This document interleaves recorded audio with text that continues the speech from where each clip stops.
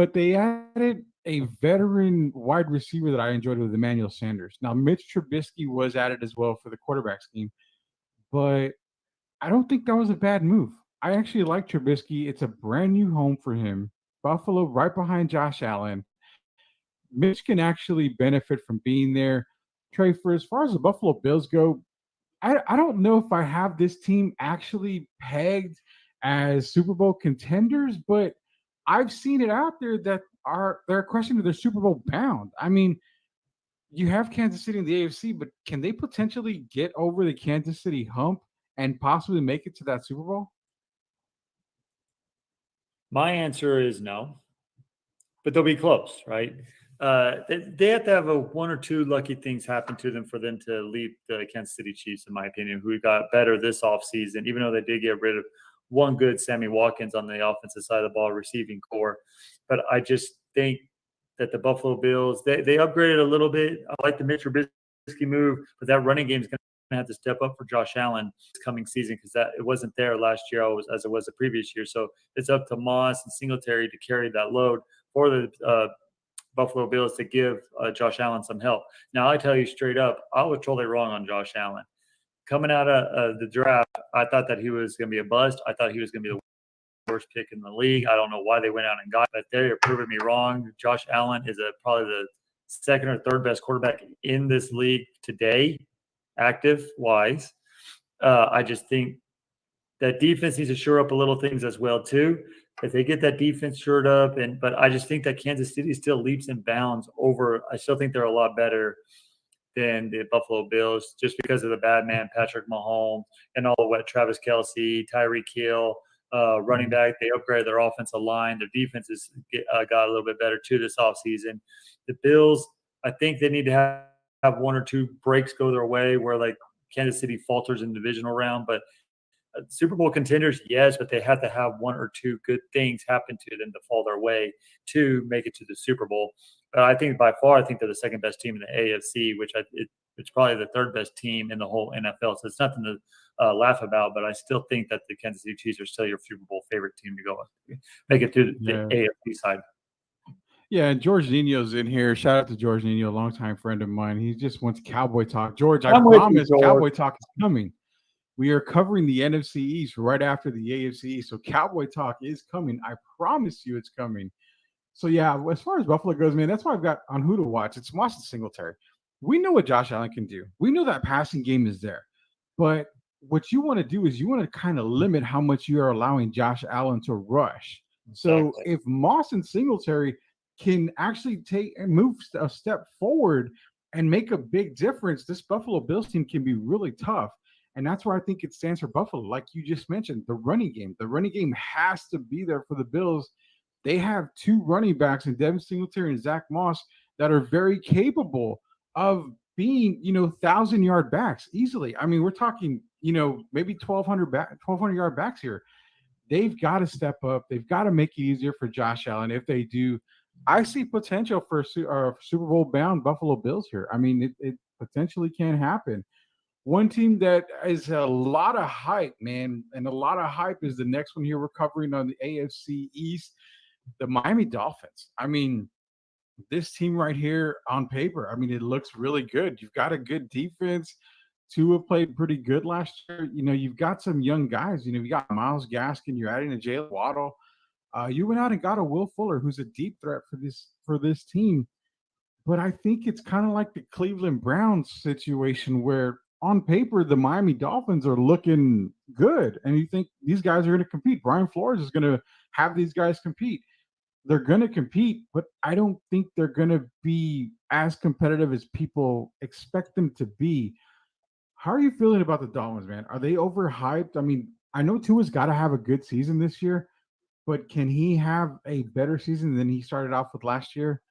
I don't know. I'm still not sold on Tua, to be honest with you. Well, it's hard to be sold on Tua, and you hit the nail on the coffin right there. It all depends on Tua. That defense is stout. I think that defense is one of the maybe top 5 in the league right there. They brought in Jalen Waddle, who's probably a safety blanket for Tua because they did play at Alabama together, and they had a major effect in the Alabama championship run as well. So bringing in Waddle is going to help Tua and his confidence level as well. But Tua's coming off a major surgery, and plus he had the whole COVID-19 thing last year, where he didn't have the OTAs, he didn't have the full training camp, he didn't have the mini camps and all that sort of thing. So this year he finally got a whole year under this system, get connected with those wide receivers.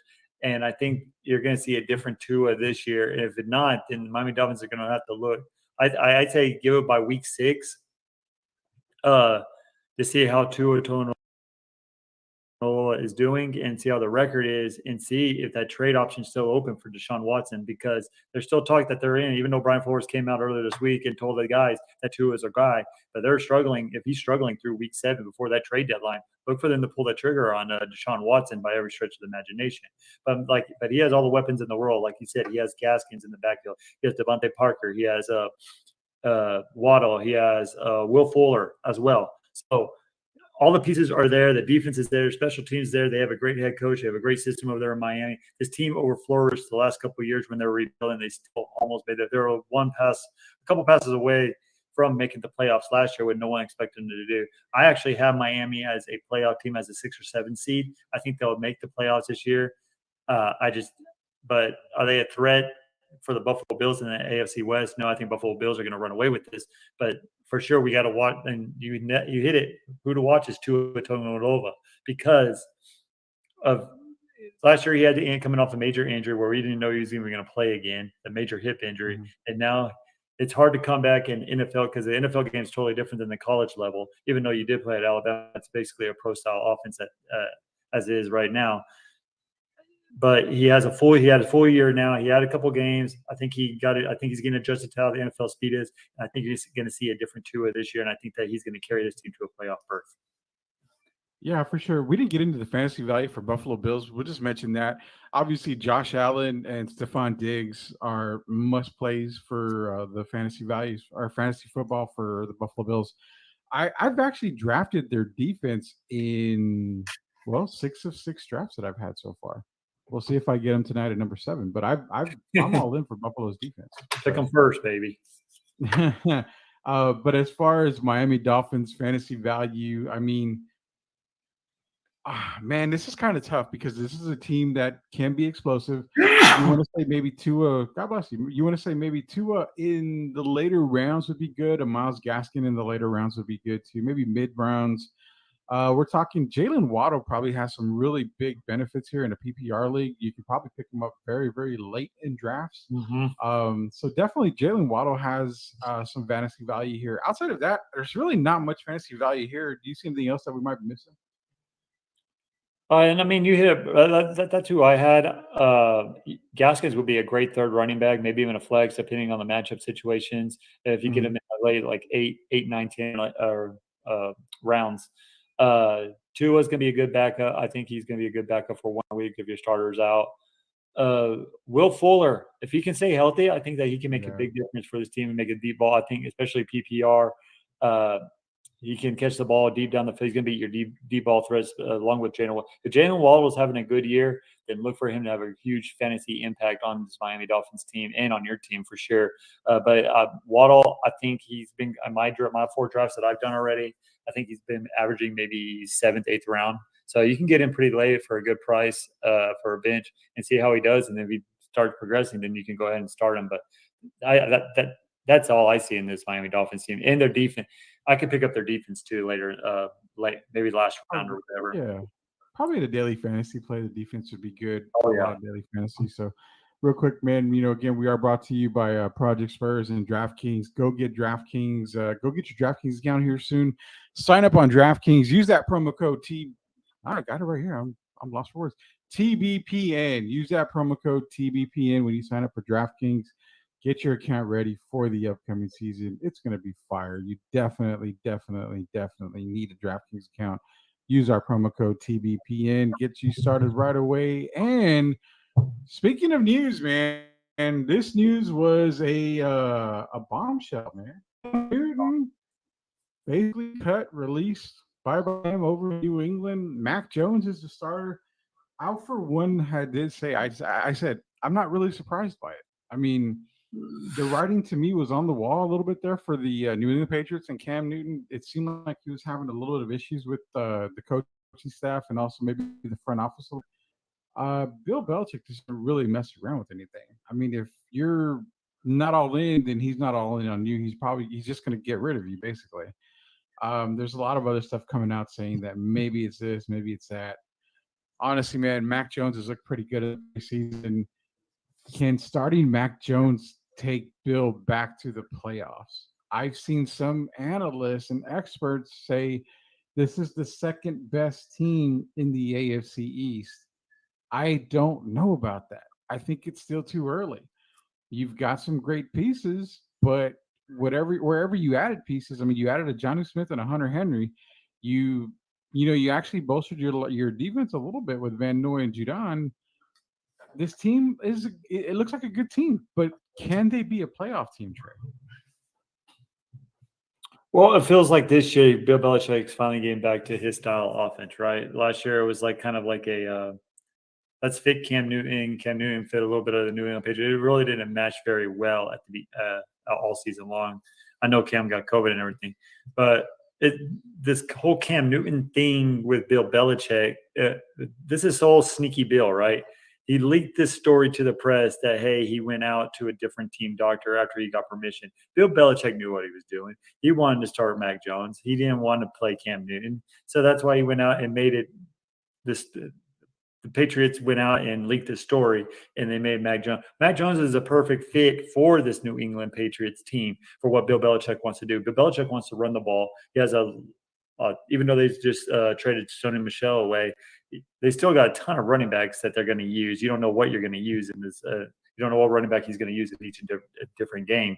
But like you said, I think it's too early to tell because we really don't know how Mac Jones is going to relate to the NFL style of play. Yeah, we all saw his numbers last year at Alabama, but that was with a all-studded wide receiver and Devontae Smith. You had Waddle there. You had these receivers was getting wide open where Rudy Campos Jr., for heaven's sake, could throw the guys the ball. So I don't know what we're actually getting with this Mac Jones. He has looked good in preseason, but has also been against second and third stringers.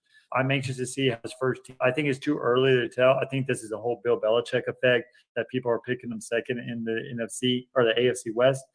I think it's. I have Miami the second best team in the AFC. Now, can New England get there? Can three teams come out of the AFC? I can see it, but this is finally Bill Belichick went back to his style of offense.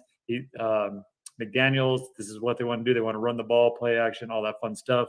So it's the first 4 weeks are going to be interesting because I don't even think they have a backup quarterback on their roster right now because they got rid of Hoyer too, I do believe. But I do think that they do want to get Hoyer back. So it's just going to be a wait and see kind of game. That defense is going to be the calling card for the New England Patriots as it is every year. The defense is probably the special teams are going to win those guys games, maybe 3 or 4 or 5 games this year alone. They don't need really Mac Jones to do too much. It's going to be the Tom Brady effect, it looks like, where he doesn't have to not ask him to do too much. And I think Mac Jones is going to learn throughout the preseason, and he might get to that elite status maybe once in a while. But I just think it's too early. I'm with you, Rudy. It's too early to tell with Mac Jones. I have to wait and see. I just don't know. Well, their backup right now is Jared Stidham, but he's out. So yeah, technically they don't have a backup right now. So fantasy value real quick. The only guy, I'm going to be honest, man, the only guy I can really see with a ton of fantasy value now is Damian Harris. I mean, this is a guy who probably was a mid fantasy guy. You drafted him maybe in the mid rounds. I'm actually looking at him at around 4 right now. I'm shooting him way up the charts right now. Round 3, possibly round 4. I mean, with Cam gone and you going back to, Bill's Bill ball, basically, we'll call it Belichick ball. Mac Jones is not going to run. I mean, this guy is going to be a pocket guy. So Damian Harris is going to get all the love when it comes to fantasy value now. Definitely go out and get you a Damian Harris. Anything else you might see on the Patriots side for fantasy value? Maybe just watch the waiver wire for Mac Jones, see how he progresses throughout the season. But for daily, I wouldn't pick anyone on this team, maybe except for Harris, like you said. That defense is going to be good with Gilmore coming back. The whole defense is coming back. Not the whole defense, but a majority of them are coming back because a lot of them opted out from COVID last year. So I think that defense can be their beck and call on their special teams. So if you pick up their defense and their special teams on the daily, wire or the daily games with DraftKings, and I would definitely go out and get them for your defense for a daily game. But I don't see much value in the other New England Patriots because it's more of a team aspect, right? They're not going to overload you with stats. Like it's going to be different players each game, basically. Like, do you really trust Myers? Do you really trust Myers to be number one? Aguilar drops a lot of passes throughout the year, so I don't see much value in any of these players with your team. Yeah, we've got a couple of comments. Ed's actually in here. He said that Newton hasn't been the same or hasn't been right since TJ Watt sacked him when he was with Carolina. It could be true. Yeah, true that. He also asked a question that's very popular right now, and we can get into that a little bit here. You know, what's the stance on player? What's our stance on players' vaccination status determining their chances of being cut? You know, Urban Meyer was actually called out about that. They were doing an investigation with that for Jacksonville, and you know, the biggest thing as far as Sweep the League goes, you know, we don't really get into politics or any talk like that here. But, you know, as far as vaccination goes, for me personally, when it comes to players, it's tough to say. I understand the NFL said that if you are not vaccinated and you're out for X number of games or whatever, it's, you know, you can cost your team wins and all this other stuff. I get all that. I know they're putting pressure on whatever. To me, it's however the NFL sees it fit, the NFL is going to do. And it's their league, it's their rules. You know, my opinion, if it's my NFL, if I'm the guy running the NFL, you know, I am 100% again. Hey, we've got to protect everybody. I understand that. But I also understand beliefs. I understand that people are free to choose whatever they want to do as well. I mean, that's one of the good things about, you know, our country is that we're free to do whatever we want. And I feel like if it's something that you want to do, great. If it's something you don't want to do, okay, good. That's fine. But I understand the NFL stance. There's got to be some consequences too. I mean, last year we saw teams that had not forfeited, but we had to postpone games, move them. And I understand it's tough. It's really tough to do that for teams because you're going to play 1 week, then you got to go right back around and play another game the same week sometimes. So my stance is it's the NFL's baby. It's the NFL's league. They do what they want to do. Did you want to lay a comment on this, Trey? I'm all for pro-choice. Like, I'll be straight up honest with with myself. I didn't want to get the vaccine. I was all for that pro-choice. No, you don't need a vaccine. Because me personally, it's a personal choice, right? You don't. I never got sick. I never got the flu shot. I never even had the flu in my entire life. I maybe had 3 or 4 colds my entire life. But like you said, the players are part of the NFL employee. So yeah, you have a right not to get the vaccine, but the NFL also has a right to not to suspend you or make these rules the way they are. Just like any one of me and Rudy's employers do the same thing. You have consequences for your choices. And at first I was kind of upset that you needed to get vaccinated, but if you're not going to get vaccinated, and I believe and the only problem I do have with it is like if you talk to your doctor and you do have like some sort of medical condition where it's going to make you even more sicker, right? If it is going to be a health problem, I think the NFL needs to lay off on that just a little bit. But I mean, that's very rare and because it's very safe. Honestly, it's very safe, guys. But like you said, it's a personal choice, but it's also consequences with those choices, just with everything else you do.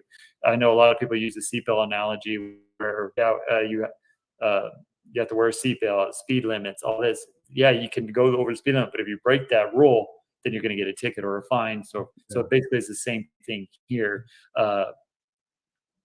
Me personally, I just say just go get the shot. And I will say this: I know we don't do politics here, and I don't do it, but if this was not political size, if it wasn't Democrat versus Republican, this shot would have been no problem. I guarantee 95% of Americans already have the shot.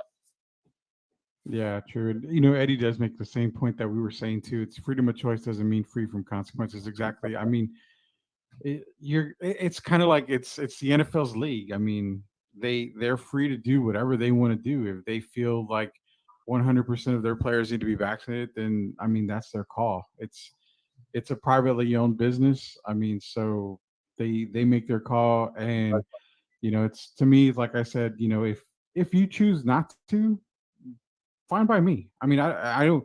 I have friends that are not vaccinated. I have friends that are, and I'm totally friends with everybody on it. It doesn't bother me at all, at all. I mean, whatever you decide is that same thing that should go for the NFL. Great question, Eddie. I appreciate you asking.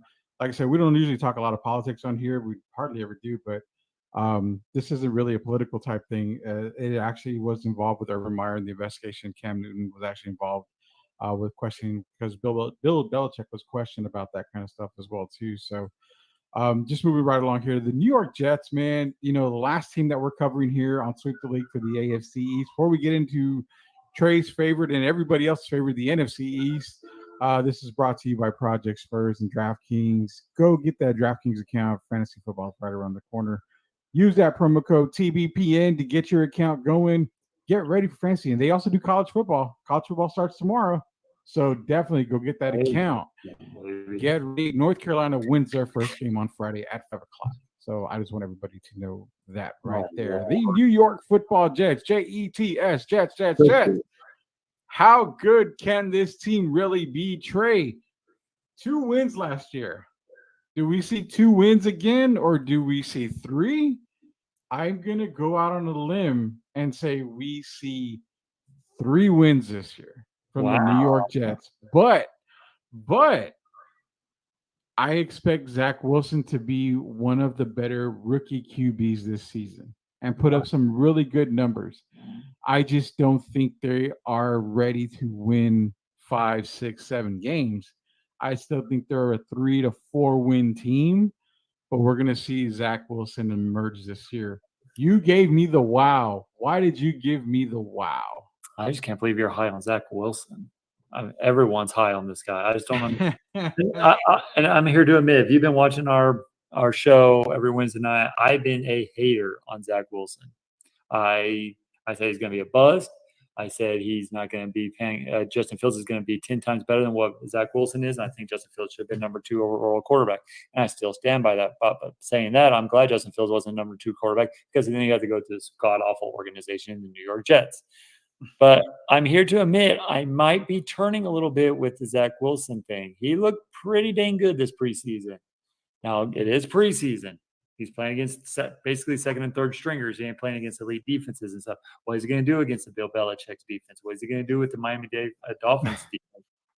What is he going to do with all these top defenses in the AFC? I have yet to see it. I might be turning a little bit like he might not be totally a bust, but I still don't believe in Zach Wilson at all. Saying that, he is probably the best player on this Jets team. Probably so. I will put it past Michael Carter. Yeah, I was going to go Michael Carter probably right there with them. But I'm actually going on a limb. I think they have a new head coach over there. They got a new general manager over there. I think they're changing things around over there. I think I'm actually going to go 1 win above you. I think they're actually going to get 4 wins this year. I just think they're going to get it done. 4 wins. I could see 4. I definitely can see 4 wins. I mean, I'm definitely seeing 4 wins. Not much fantasy value here. We're not even going to really talk on the fantasy value. I mean, you're really not drafting anybody outside of Michael Carter late in drafts. Really not much fantasy value here. I've seen a lot of people draft. 2 seconds. Wow. Before we start a fantasy draft, another fantasy draft here. It's that time, buddy. Before we get into that time, Project Spurs. Go visit those guys at Project Spurs. Go to the website. Follow them on all social media. Everything San Antonio Spurs related, you got to go there and go follow those guys. They're great on that. Not only that, you get football talk with us. So, but for what is football? Hey, it leads to DraftKings. TBPN. Promo code TBPN. Go get your DraftKings out. Type in TBPN. Get your official Sweep the League Project Spurs DraftKings account. Use that promo code today. Go get your DraftKings account. So we're getting into the NFC East, man. NFC East. I'm gonna have to go pull this up now because I want to start from the back forward because the Dallas Cowboys are first when our preview pages. That's already coming up now. I got draft day in my ear. We're gonna start with the Washington football, not the ours, the football team. This defense, brother, is a capital A amazing. Yes. I love this defense. Chase Young, I mean, I'm all 100% in on Chase Young, and this defense is stout. Now you give me Ryan Fitzpatrick. This offense looks really good now. Terry McLaurin, you added a Curtis Samuel. You've got Antonio Gibson. Wow.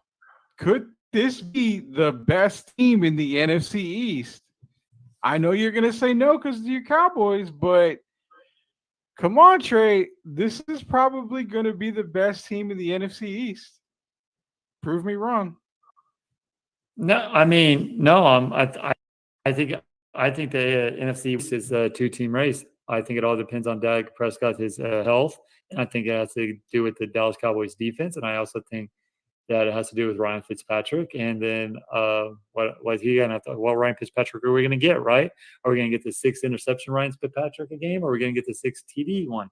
We don't know what we're gonna get. It just seems like when he becomes a starter and everything's put on him to be the best to carry a team, it seems like he always falters a little bit. But when he's not being called on to be part of the best, you just put him in there, no expectation on him. He's probably one of the best quarterbacks in the league for whatever reason that is. But I do like the Washington football team. I really do.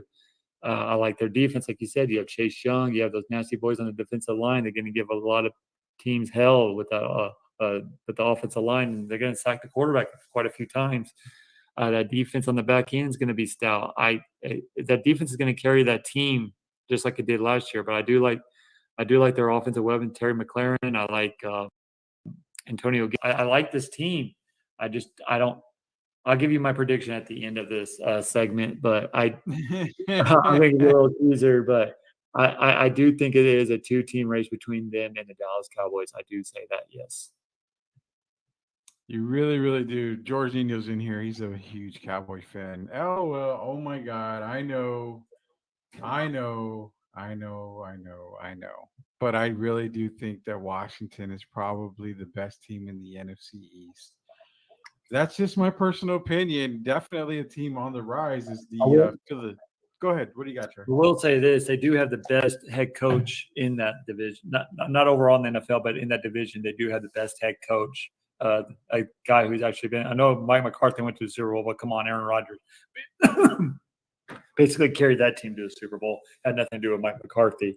I think the head coach for Washington is going to help carry that team for sure. Yeah, I know. Hey, man. So we're moving on. Philadelphia Eagles here. This is an interesting team. At least for me, it's pretty interesting. I'm starting to come around on Jalen Hurts a little bit. I see the potential there. They went out and got a Gardner Minshew through a trade. So we were wrong about that, weren't we? Yeah, somewhat. But this team, how good can they be? They were 4-11 last year. I don't really have them really high this year, but could they be a surprise team in the NFC East, do you think? I mean, you went out and added Devontae Smith. They needed receiving help. So to pair him up with a Jalen Reagor, I mean, Dallas Goedert's there.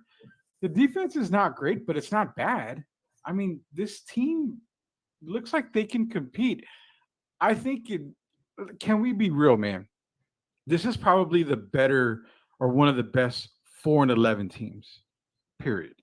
I mean, they've got to win more than 4 games this year. Am I wrong or am I right on that? I mean, I could see them winning maybe 6 games this year. I think they're going to be in a lot of tough, close games if you want to go that far. I like you said, I like Devontae Smith pairing with Jalen Hurts, Gardner Minshew backing up Jalen Hurts. I like the Reagor. I like Dallas Goedert, your tight end. I like this. The defense isn't bad. They're mediocre. But the problem is their offensive line, and that's why Jalen Hurts is going to be running for his life, and that's why I think they're going to lose a lot of close games because I think he's going to get sacked late in the game. Whenever they need something to happen, they're going to get sacked because I just don't trust this offensive line very much.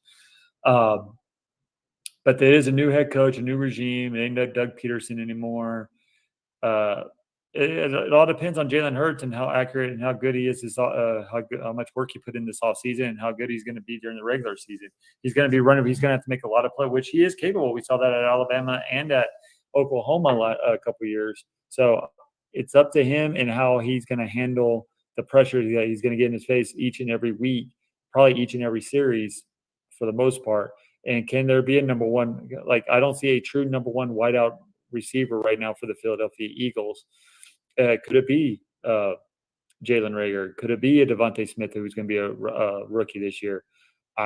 One of those guys are going to have to come out and be the true number one wide receivers to help Jalen Hurts out. And I think Devontae Smith can do it. But I think they win 2 more games than what they did last year. And I think they get six wins this year. I think they finished third. Yeah. Third, and George is saying that Philadelphia is going to bring up the bottom. And again, this is a team, 4 wins on the year. And I think they're probably the best 4-win team that we're looking at. They had injuries last year. Obviously, Carson Wentz was injured. Jalen Hurts is here. So, I mean, I think this is a better 4-win team than people are expecting. This on paper, I mean, I like this team. I really do like this team. Fantasy value, just getting a quick fantasy value, Jalen Hurts, Miles Sanders, these guys are, guys that you probably want to get. Maybe go out and get a Devontae Smith, just stash him there. He's going to be ready towards, I think towards the end of the season, if not middle of the season, you're going to hear a lot about Devontae Smith. The New York Football Giants, man. Daniel Jones. I was so high on Danny Dimes when he was drafted. Now I think I look back and I think I was just high when we were talking about Danny Dimes. Again, you had a Saquon Barkley that was injured last year. That, to me, that kind of was a big hurt, obviously, for the New York Giants. I think that did hurt the development of Danny Dimes as well.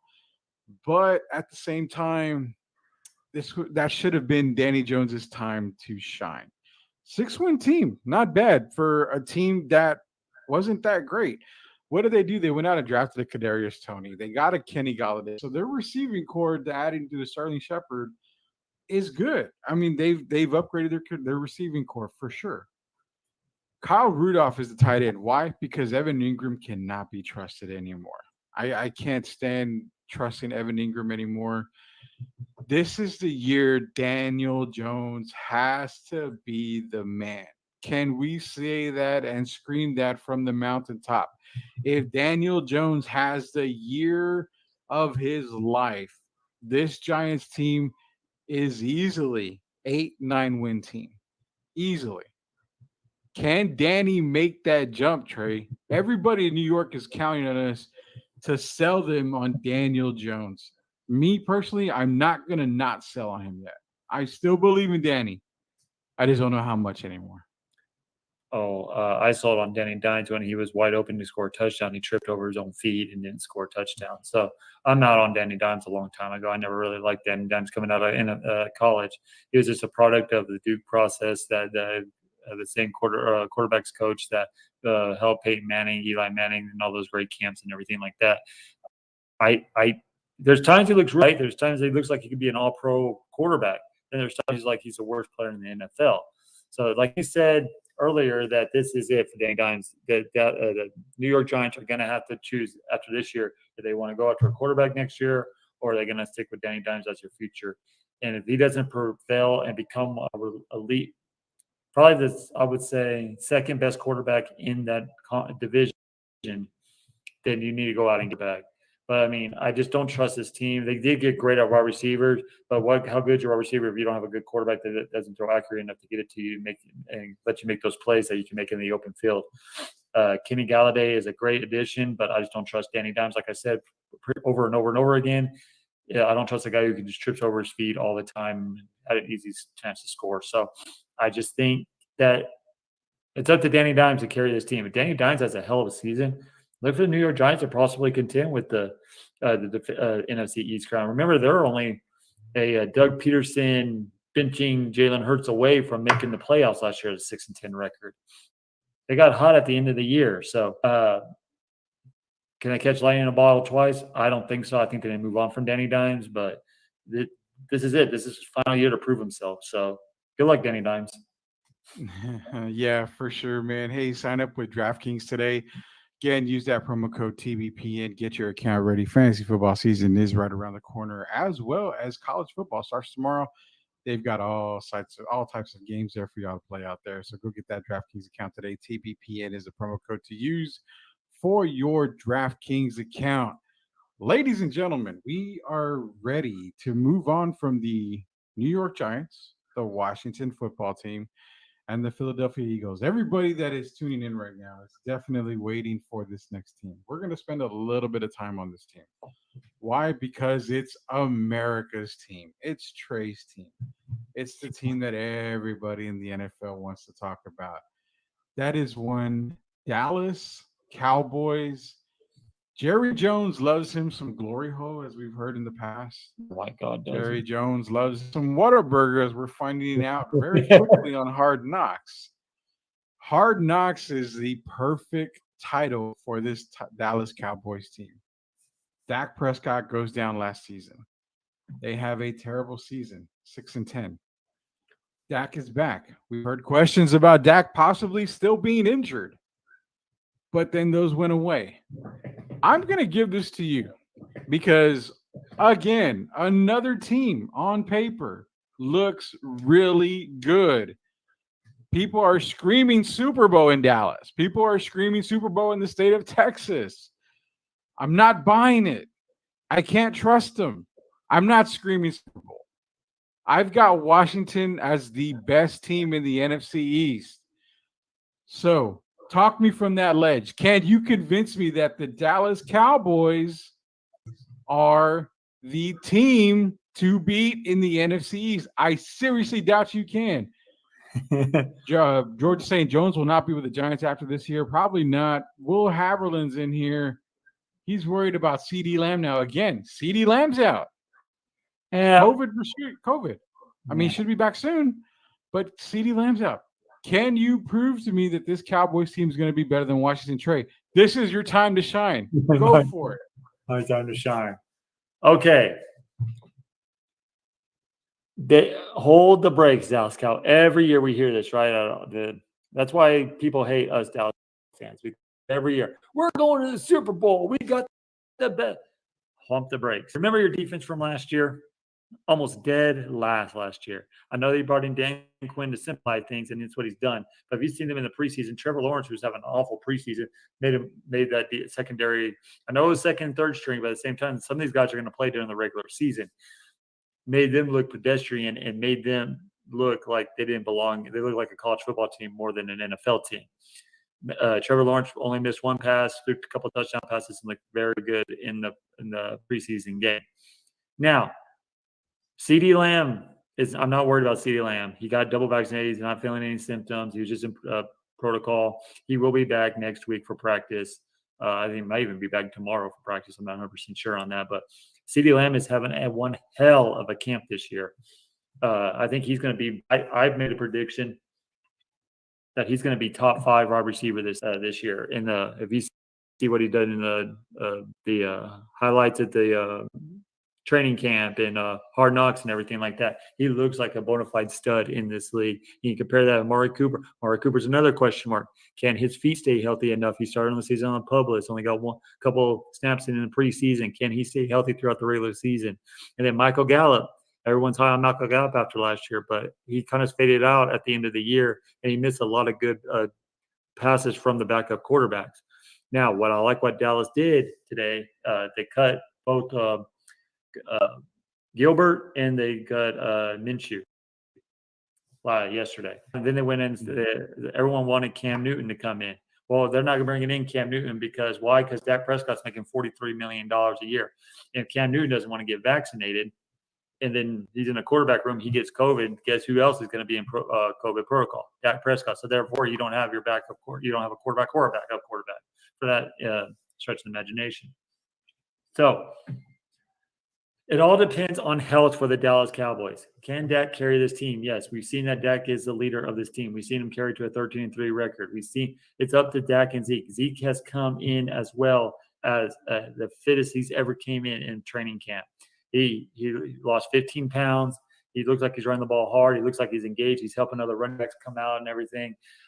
If Dak and Zeke can stay healthy, and then Amari Cooper can also stay healthy, this offense can score with the best of them. They can score with the Tampa Bay Buccaneers. You might have shootouts in a couple games, but who I'm really looking at is that secondary. CeeDee Lamb, not CeeDee Lamb, Diggs and the other corner, and then their hooker, the one, new active safety. Yeah. If they can carry this team and help this defense out, which I think they possibly can, because Diggs has had a great training camp as well. Diggs is looking to be that shutdown corner that everyone's been looking for in Dallas that they haven't seen in a long time. But we haven't got that. So if Zeke Elliott, don't forget about either. This team has weapons. I think they have more weapons than the Washington Redskins. Or the Washington Redskins, or I'm sorry, football team, not Redskins. I'm sorry, it's still not used to me yet. It's that defense. They don't have it like the Washington football team. They don't have a defense like the Washington football team. And yes, Dallas offensive line has been the strong suit for many years. When they're injured and they're out, they're horrible.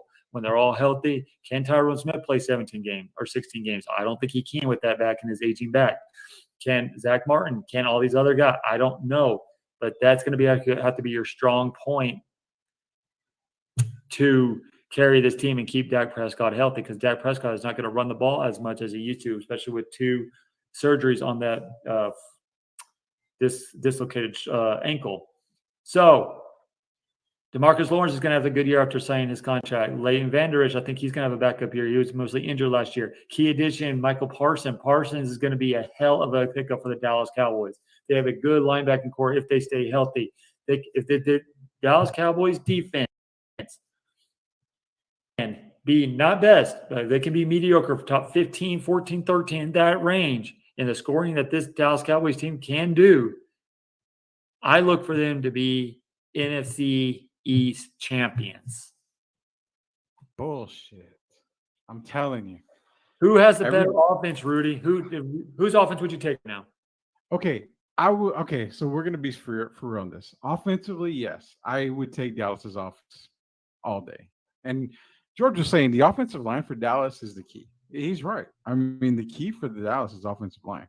If they play good, I mean, if they play their way they are capable of playing, then you're not going to touch Dak. Zeke's going to have those holes. I mean, you're going to see a massive amount of points from this team. I do totally get that. But what I look at is, okay, you can score, yes, but you are also going to get scored on. That defense is still suspect. So you're going to see the 35 to 38s. You're going to see the high scores. That's to me what separates them from the Washington football team. Washington's defense is elite, and they're going to have trouble against Washington. Washington's not going to have trouble putting points up against the Cowboys. That's the separation that I've got between Washington and Dallas in the NFC East. That's why I've got Washington as the best team. I mean, is that legit? Is that legit enough to go to a Cowboy fan and say you can't stop anybody? You can score, but you got to hope to stop somebody. Well, same thing like Atlanta, dude. Atlanta's the same way. They've always been that way. They can score. They just can't stop anybody. Well, I agree with you. I said it. Washington football team is probably the top 5 defensive team in the NFL. They're elite. They're the best. But that's what I'm getting at. They're not going to score a lot of points, where the Cowboys are going to score points. But that's what I'm saying. If the defense comes to mediocre, 15, 14, 13th at best, and they do get 1 or 2 stuff, because they don't need to stop them all the time. They need to stop them, like get a key stop here or there, maybe 3 or 4 good stops in a game for this offense to take the lead and not relinquish it. That's what I'm saying. With the Dallas probably going to have top 5 offense in the league, and then the Cowboys defense comes back to mediocre, about 15, 14, 13th, whatever. Even if they do get in the top 10, they're the best team, and if they can get that way, I think Dan Quinn can get this team, that defense, to this up. I think adding Michael Parsons, that linebacking core with Leighton Vander Esch, I think that team, and then you get Hooker going in the backfield, and then you have Trayvon Diggs as well. I just think that this defense is going to be a lot better than what people think. I don't think they showed all their car. Remember, in the preseason games, Dan Quinn was not there for 2 of those games because of COVID-related issues whenever they start, and they weren't showing everything. I think you're going to see a new Dallas Cowboy defense. I think you're going to see I don't think they're going to be the best, but I still think that they're going to come down to elite, to about mediocre, and they could be mediocre or best. This Dallas Cowboy team has a chance to go deep, make a deep playoff run. I'm guaranteeing you that right now. Okay, so and how many wins? That Washington football team is actually playing a first place schedule this year too. where Dallas are in third place. So there's Dallas They are. Cowboys a little easier. So how many wins do you see for the Cowboys? I mean, what are you seeing for the Cowboys this year, win-wise? I'll go 11-6. 11-6. Okay. I think Washington will get 10-7 or 10-6. No, it's not 11-6. 11-5, ain't it? No, 11. Worst case scenario. For me, worst case scenario would be 9 wins for the Cowboys. Worst case, I think. If they stay healthy, yes. If everything goes right, I'm going to stick with worst case scenario, 9 wins. So best case scenario, and say they have Washington's number, everything falls into place for Dallas, 13-4. I'll give them 13 wins on absolute best case scenario, 13-4. I think. My thing is, I've got to see this team first in a couple of weeks. I mean, give me till week 3, week 4, the first month of the season to see exactly what you've got on the field with the Cowboys. They're explosive. We know that they can be explosive. I want to see how much Dak is back. I need to see that first. I need to see that Zeke actually, all the work he put in the offseason actually makes a damn difference, because Zeke of last year was terrible. But I know, Zach was a person that, made Zeke go and all this stuff. Offensive line was bad. Okay, so Will's asking the best case 13-4. Where does that put them over on the NFC then? It's got to be one of the top teams. I mean, you're talking about Tampa Bay? Tampa Bay's going to be your 1 seed. Rams are going to be your 2 seed. And I think Cowboys can make that 3 seed.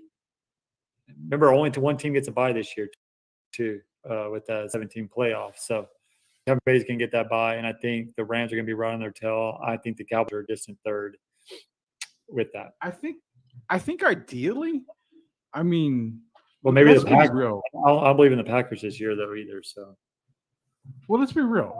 Tampa Bay is going to probably get that 1 seed. Right. I mean, their defense is absolute elite. Tom Brady there, the offensive tools that he's got, the weapons. I mean, they're going to more than likely, barring injury, they're going to be the 1 seed. So I see that. Will's asking Green Bay over the Cowboys. I mean, Cowboys over Green Bay. I say in the best case scenario was 13-4. Best case. I mean, do I peg them for 13-4? No. I think ideally 10-11 wins. And that's exactly what George is saying. 10-11 wins max. I think they're a 10-11 win team. I think they can squeak out of the NFC East. I just have Washington winning the East. I don't know. I mean, it's just me personally. I have no hatred on the Cowboys. My wife's a Cowboy fan. If I want to stay married, I've got to cheer for the Cowboys.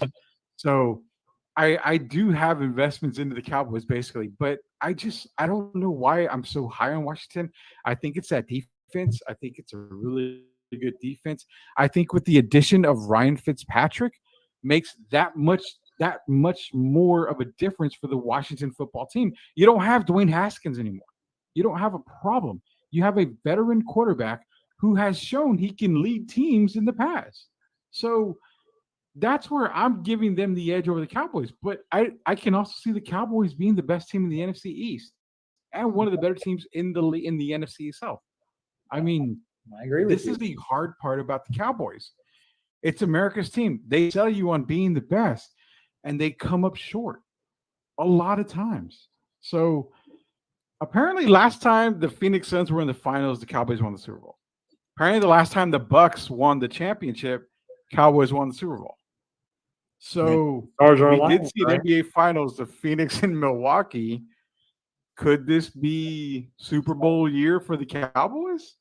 I mean, dude, this team has Super Bowl talented teams, but they're the Cowboys have broken everyone's heart. Every time you pick them, they let you down.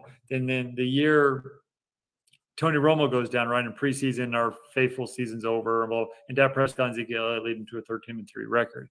So it seems like when the pressure's on them, they fade. But when no one's picking them, that's when they start doing good. But I just have a gut feeling that this is a different Dallas Cowboy team. Jerry Jones has scaled back a lot this year. You haven't heard much noise with troublemaking or COVID-related incidents with the vaccine. You haven't heard much, except for Hard Knocks. You haven't heard the contract negotiations with every player. Everyone's under contract right now. So it just seems like the best teams, you don't hear anything about them. I mean, like Kansas City, you don't hear anything about them in the offseason. And they're good every year. Dallas Cowboys, the first time in forever, I can say that there has been no noise in Dallas Cowboys until training camp started. In the offseason, where you heard any noise and it seemed like they were just all business. That's where I'm starting to feel good about my. Seems like Jerry Jones has stepped back a little bit, but then if you watch Hard Knocks, he's right in the middle of everything as well.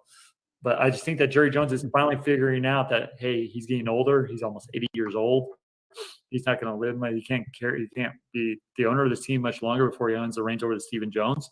I think that he wants to win a Super Bowl. I think he's starting to figure out just a little bit how to lay off a little bit. Just because you didn't hear any baggage at all this offseason. That's very rare for the Dallas Cowboys. Yeah, George gambles a lot, man. George is gambling, man. He says take the boys +7 and under 51 on the first game. Go straight to the cashier's window.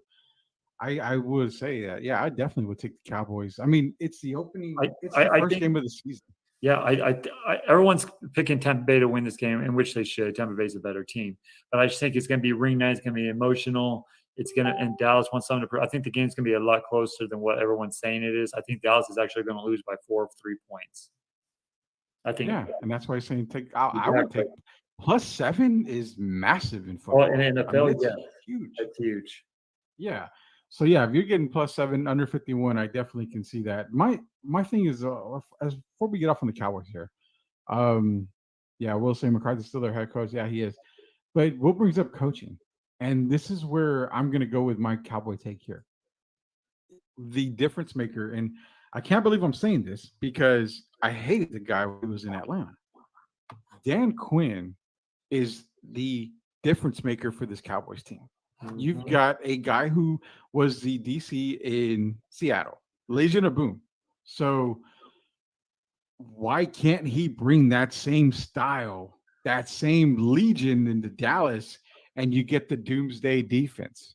I mean, Dan Quinn, I think, is the reason why the Cowboys can have that upside year and where I have them as completely best 13-4. I mean, Mike McCarthy can run the offense. Dan Quinn can run the defense. Finally, Jerry's got it right.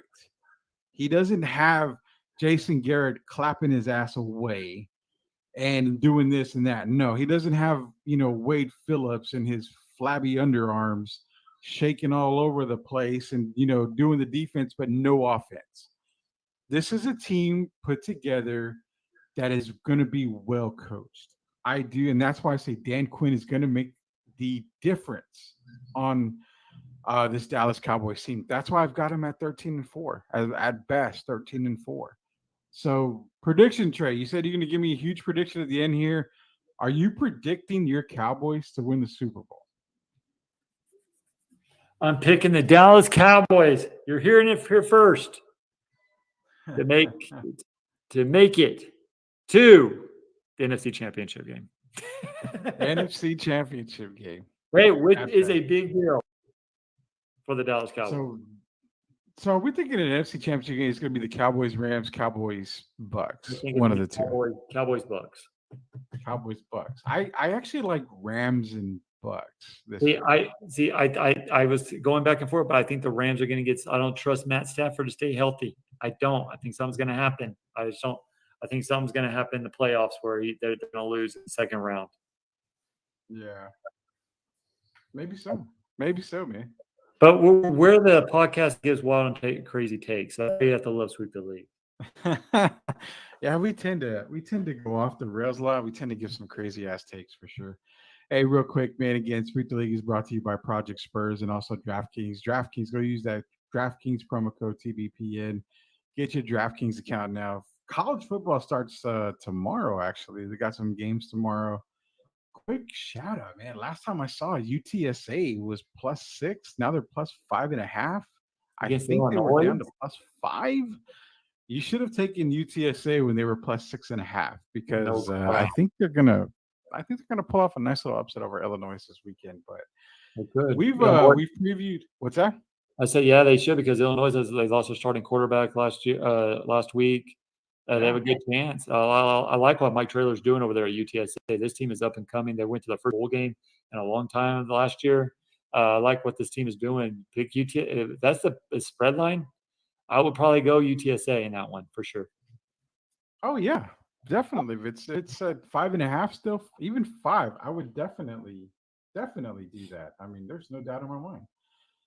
So for Trey Collis, for Rudy Campos, and myself, Coach Gio, we've previewed and we've actually swept every single division in the NFL. We've gotten you ready for football. We're ready for football. Next Wednesday, we're actually going to change it a little bit up here. We'll get into some more football talk next Wednesday. Also go back to some of our regular scheduled programming. Talk about just about anything and everything that we can talk about under the sun. So for Trey Collis, Rudy Campos Jr., thanks everybody for sweeping the leagues with us. We'll be back next weekend. Don't forget the fantasy countdown is this Sunday, getting you ready for week 1 of fantasy. Wow. Join us from 10 to 11 this Sunday. You guys be good. We will see y'all later. Peace.